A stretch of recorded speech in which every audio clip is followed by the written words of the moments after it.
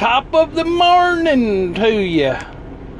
Yep, I have done made a run by the Burger King. Got me a sandwich, some tater tots, a drink. I'm over here in Iowa, Louisiana. Swung in here by the Pilot. They got a Burger King right next door. Had to make a call to my Snyder folk up there and get them to make sure I'm good to go when I get my delivery made over yonder in southeast of Houston at a big old plant. One of the biggest plants I've ever been to. Anyway, I'm gonna get over there and get that thing delivered, and then I'm gonna go to the other side of Houston over there by Sealy, and then I'm gonna head on over back into Mississippi. That's about all I got going so far this morning. My windshield's dirty. I'll clean it in a little while when I have to get fuel eventually. Postpone that as long as possible. That's the beginning of the morning. I've already been running 3.5 hours, so let's go ahead and finish this run and move on to the next one. See y'all in a little while. Bye! Good afternoon, everybody. This here's the Christian Trucker. I was enjoying this here sunset over Texas, and I just wanted to share a minute with y'all and talk a little bit about some numbers and taxes. Yes, taxes. So I'm going to do it with a little bit different perspective, okay? So y'all bear with me. Here we go. I'm going to start off with a passage from Mark. Is it lawful to give tribute to Caesar or not? Shall we give or shall we not give? But he, knowing their hypocrisy, said unto them, Why tempt ye me? Bring me a penny, that I may see it. And they brought it, and he said unto them, Who is the image and subscription? And they said unto him, Caesar. And Jesus answering said unto them, Render to Caesar the things that are Caesar's, and to God the things that are God's. I believe that means that we should pay our taxes. Our Caesar, our modern day Caesar, is the United States government, and therefore we have to pay them their taxes. Also, at the last part of the passage, it talks about giving to God what is God's. God requires of us to help our local churches, to pay our tithes and to try to be present and help them. He requires of us to live right. You know, give God your spirit, a little money, and your little time. It won't hurt you. All right. Numbers. I put together some numbers in a 12-week pattern. Okay. This is your gross. There's your year. This is your expenses. And here's what you actually netted that year. Alright.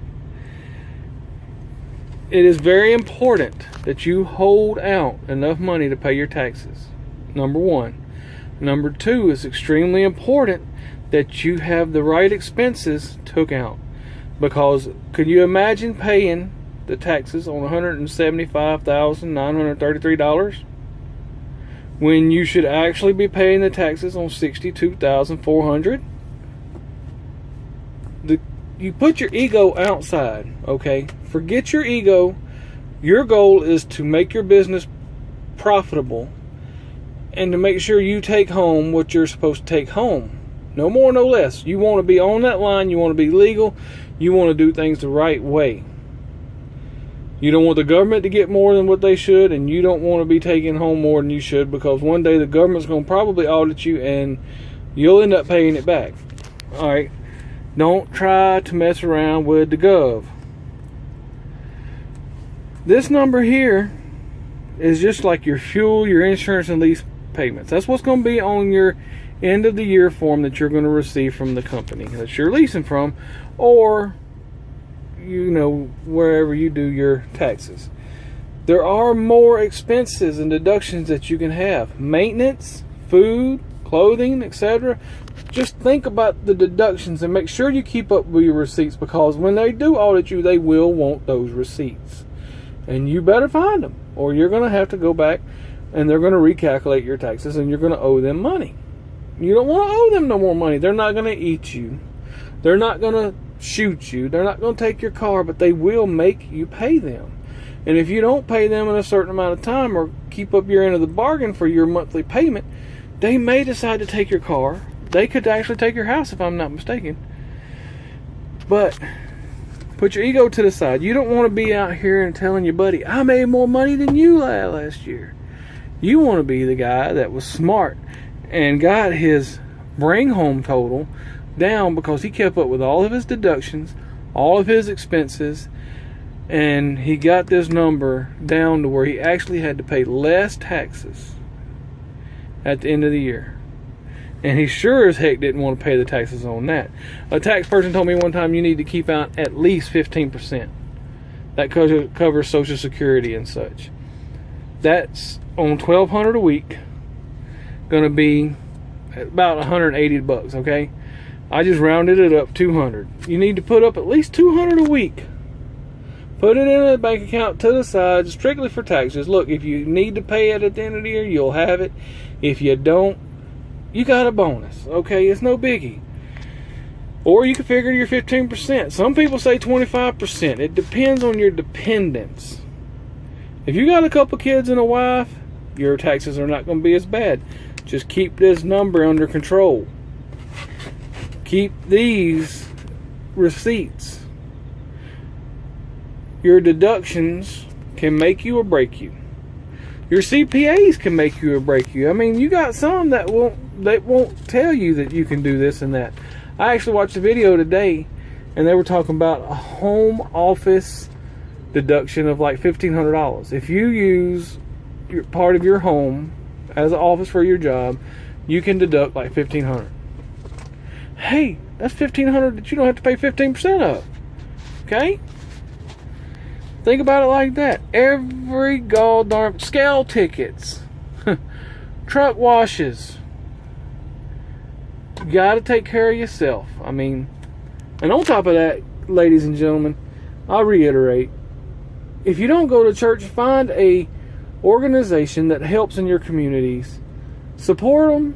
Show up. Do a food drive with them. Whatever they do, go out there and let's try to make our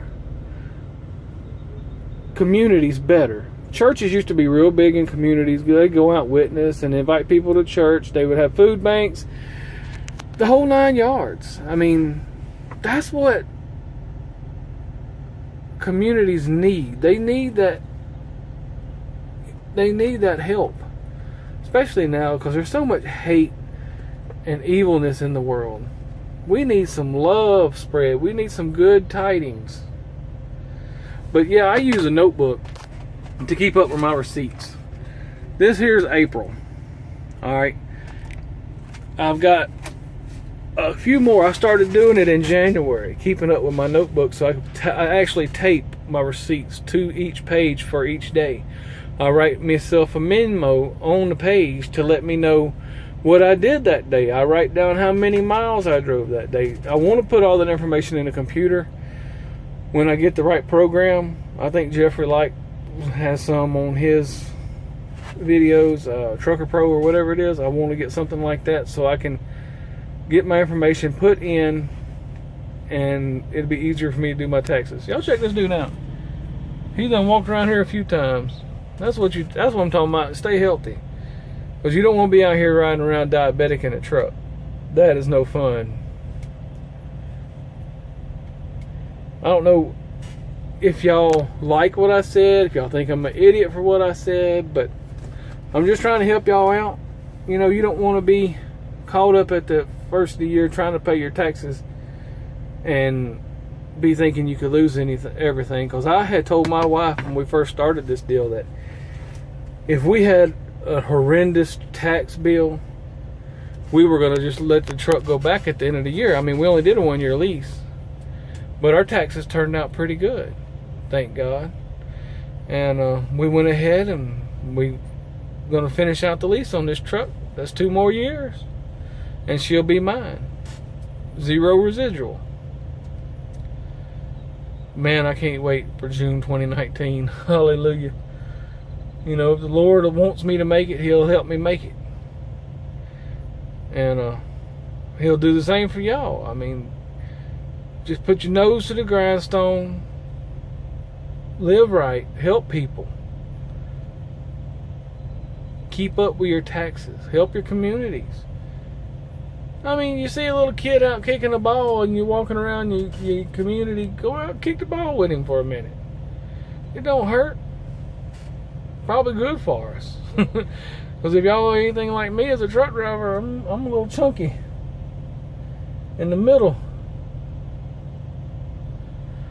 That's enough said. I'm coming up on 10 minutes.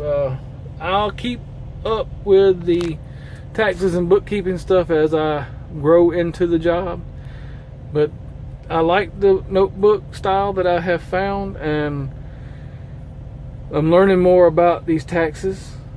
I mean, there's some people that do like a pre-plan, like come October, they're already planning for their taxes. So like if they're going to come out with a big surplus, they may buy extra equipment before December 31st. They will maybe get that last oil change in before the year rolls over. You know, you increase your expenses right at the end of the year if you got a surplus. That way you have to pay less taxes on the money that you made, and you start your new year out fresh.